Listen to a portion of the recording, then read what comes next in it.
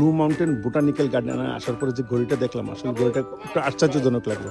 এই ঘড়িটা নাকি সূর্যের আলোর সাথে এইভাবে সেটিং করা, সূর্যের আলোর সাথে সাথে এটা সেট হয়। এখন বাজে হইলে দুপুর 1টা, ঠিক ওই 1টার ভিতরে ওই যে কালো এখানে এটা দাগ পড়ে রয়েছে, এটা হলো দুপুর 1টা। মানে এটা জিনিসটা, মানে আমি তো প্রথমে ভাবছিলাম কি হয়তো ঘড়িটা মুভ করে, পরে একজনে বললো না ঘড়িটা মুভ করে না, কারণ এইভাবে ঘড়িটা এইভাবে সেট করা আছে সূর্যের আলোর সাথে সাথে সাথে ওই যে ছায়াটা পড়ে রয়েছে, একের উপরে যে ছায়াটা পড়েছে, ছায়াটা আস্তে আস্তে আস্তে করে এটা মুভ করবে। মানে এটা সকাল 7টা থেকে শুরু হয়ে বিকাল 5টা 6টা পর্যন্ত আছে। মানে জিনিসটা মানে অত্যাধুনিক মানে লাগলো যে টেকনোলজি এবং মানুষের ব্রেন বুদ্ধি কীভাবে খাটায় রাখছে। মানে আমার কাছে অনেক আশ্চর্য লাগলো।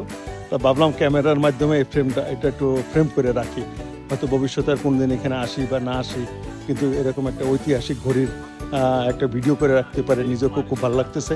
হয়তো আপনাদেরও ভালো লাগবে যে টেকনোলজি কী জিনিস, মানে মানুষের বুদ্ধি এবং চিন্তা শক্তি জিনিসটা একটা খাঁচা, একটা ফ্রেমের মতো লাগতেছে, অথচ এটাই একটা ঘড়ি। সময়ের সাথে সাথে আমি তো প্রথমে বুঝতে পারিনি, তো একজন আমাকে বললো যে এই ঘড়িটা এইভাবে সেট করে, ঘড়িটার সাথে আপনি সময়ের সাথে সাথে সূর্যের আলোর সাথে সাথে ঘড়িটার ছায়া মুভ করবে এবং আপনি এটা দেখতে পাবেন এক্স্যাক্টলি কটা বাজে এবং টাইম এক্স্যাক্টলি দ্য টাইম দেখছি আমার ঘড়ির সাথে মিলিয়ে দেখছি এক্স্যাক্টলি মিলে আছে। সবাই ভালো থাকবেন। আরও এরকম নতুন নতুন কোনো কিছু দেখতে পেলে অবশ্যই আপনাদের মাধ্যমে ভিডিওর মাধ্যমে দেখানোর চেষ্টা করুন। টিল দেন, আল্লাহ হাফেজ।